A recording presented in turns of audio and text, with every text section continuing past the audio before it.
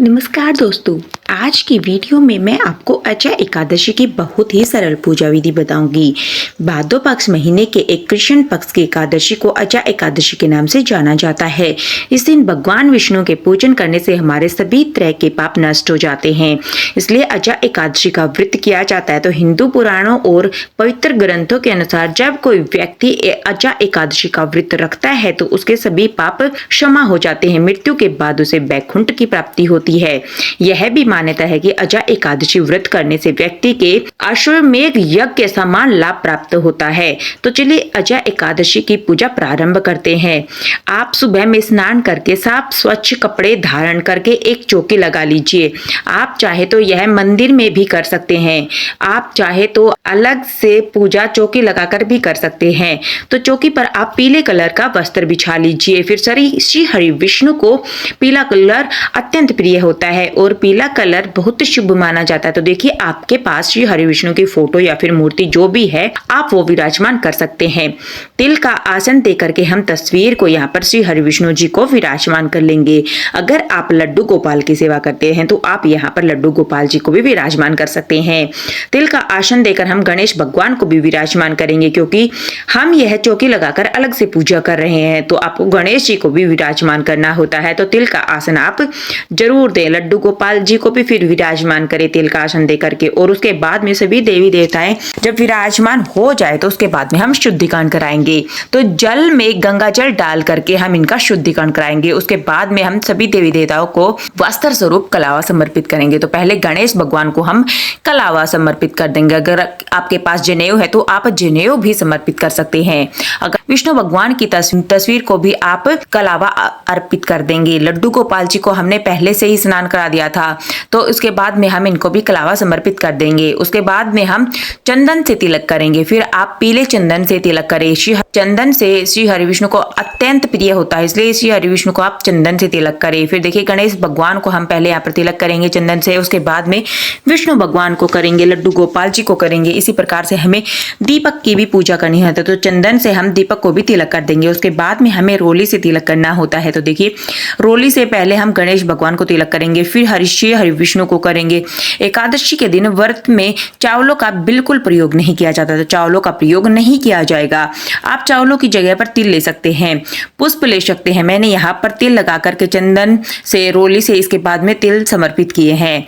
इसके बाद में हम फूल समर्पित करेंगे। तो मैंने यहाँ पर गणेश भगवान को, श्री हरि विष्णु को और लड्डू गोपाल जी को शास्त्रों के अनुसार जो भी एकादशी का व्रत करता है उसमें आपको पुष्प अर्पित करना काफी शुभ माना जाता है। इसके साथ ही संसार के सभी भौतिक सुखों की भी प्राप्ति होती है और अंत में मोक्ष की प्राप्ति हो जाती है। अगर आप व्रत नहीं कर पाते हैं अजय एकादशी का तो उस दिन आप खाली स्नान करके इनका पूजन भी कर सकते हैं। अजय एकादशी का व्रत ना करें तो उसकी कथा आप जरूर सुने। और अगर आप लड्डू गोपाल जी की सेवा करते हैं तो आप लड्डू गोपाल जी की पूजा अवश्य कीजिएगा, क्योंकि लड्डू गोपाल जी श्री हरि विष्णु का ही स्वरूप है। फूल समर्पित करने के बाद में हम गणेश भगवान को भोग समर्पित करेंगे। तो आप यहाँ पर 5 मेवा गणेश भगवान जी को, श्री हरि विष्णु जी को समर्पित कर सकते हैं। हमें गणेश भगवान को अलग से भोग समर्पित करना है, क्योंकि उनके भोग में हमें तुलसी दल नहीं डालना है। उसके बाद में हम श्री हरि विष्णु को तुलसी दल चढ़ाएंगे और उसी तुलसी दल का हम भोग लगाएंगे। और फल में आपके पास जो भी ऋतु फल अवेलेबल हो वह आप जरूर समर्पित करें। उसके बाद में हमें दक्षिणा समर्पित करनी होती है। दक्षिणा हमारे पूजा में रही कमियों को पूरा करती है। तो धूप दीप दिखा करके हम कथा सुनेंगे। तो फिर देखिए हमें कथा सुनने के लिए 1 लोटा जल ले लेना है और जल में आप कुछ तिल के दाने जरूर डाल ले। हमें खाली हाथ कभी भी कथा नहीं सुननी होती है। आप 1 लोटा जल और अपने सीधे हाथ में कुछ तिल लेकर के, कुछ पुष्प लेकर के आप कहानी सुने। आप पुस्तक में भी कथा पढ़ सकते हैं, आप फोन में भी आप कथा सुन सकते हैं। तो उसके बाद में देखिए आप भजन कीजिएगा। उसके कथा पढ़ने के पश्चात में आप आरती कर सकते हैं, भजन कर सकते हैं, जैसी आपकी इच्छा हो उसके अनुसार आप जरूर करें। देखिए इस तरीके से हमें अपने सीधे हाथ में कुछ पुष्प लेकर के कथा सुननी है। अच्छा, एकादशी पर आप चाहे तो खीर का भोग भी लगा सकते हैं। खीर आप साबूदाने की बना सकते हैं, माखन की बना सकते हैं, या फिर आप पंचामृत का भोग भी यहाँ पर जरूर लगा सकते हैं, क्योंकि पंचामृत श्री हरि विष्णु को अत्यंत प्रिय होता है। विष्णु भगवान को केले का भोग भी आप लगा सकते हैं। और अजय एकादशी एकादशी के दिन खजूर का भोग भी लगाया जाता है, छुआरा का भोग भी लगाया जाता है। तो आप अपने सामर्थ्य के अनुसार जो आपको सुविधा अनुसार जो चीजें आपको अवेलेबल हो आप वह जरूर लगाएं। उसके बाद में हमने जब कथा हमारी पूर्ण हो जाएगी तब जो हमने हाथ में पुष्प और तिल लिए थे वह हम श्री हरि विष्णु को समर्पित कर देंगे। तो देखिए इसके बाद में अब हम आरती करेंगे। तो पहले हमें गणेश जी की आरती करनी होती है, उसके बाद में हमें श्री हरि विष्णु जी की आरती करनी है। तो आप आरती करने के पश्चात में देखिए ऐसे हमारी पूजा कंप्लीट हो जाती है। उसके बाद में हम हाथ जोड़कर पूजा में रही कमियों के लिए क्षमा याचना करेंगे और अपनी मनोकामना को पूर्ण करने के लिए श्री हरि विष्णु से प्रार्थना करेंगे और इस तरीके से हमारी अजय एकादशी की पूजा विधि संपूर्ण हो जाती है। तो देखिए आपने जो भी भोग चढ़ाया है आप घर के सभी सदस्यों में वितरण कर सकते हैं, प्रसाद स्वरूप उनको बांट सकते हैं।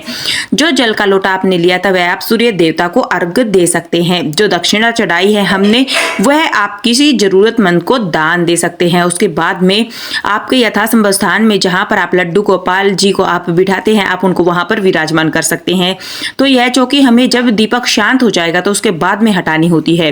तो इस तरीके से हम जय एकादशी की पूजा विधि करेंगे और इसकी कथा का वीडियो में आपको मेरे चैनल पर मिल जाएगा, उसका डिस्क्रिप्शन में मैं आपको लिंक दे दूंगी। तो फ्रेंड्स यह थी हमारी आज की अजय एकादशी की पूजा विधि। आपको कैसी लगी आप कमेंट सेक्शन में जरूर बताइएगा और आपको थोड़ी बहुत भी यूजफुल लगी है तो इसे ज्यादा से ज्यादा शेयर कीजिएगा, लाइक कीजिएगा और चैनल को प्लीज सब्सक्राइब कीजिएगा। तो मिलते हैं दोस्तों नई वीडियो के साथ, तब तक के लिए राधे राधे दोस्तों।